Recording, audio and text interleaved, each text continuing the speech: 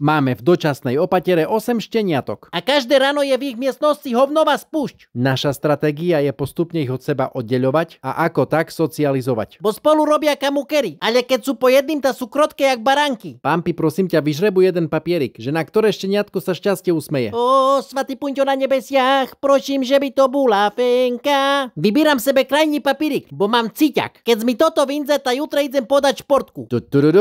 A je to Bernadette. Dorici, to je chlapec. Nie, Pampi, to je dievča, čo nerozoznávaš. Perfidžo, mala som šťastnú labku. Poďme po ňu. Pekne vítam, moja zlata, toto všetko je môj dom. Dobre, slúchaj, tu placa iba mojo pravidla. Nemaťovo. Rozumeno pod koleno? Čo na to povedať? Nemohla som radšej zostať pri svojich bratoch a sestrách. Ja som šteniatko, nemám rada pravidlá. No, hneď prvé pravidlo je, že ťa treba vykúpať. Dáš si tabletku na ukľudnenie? Nie, som v strese, vtedy nejem piškoty. Teraz sa nezľakni.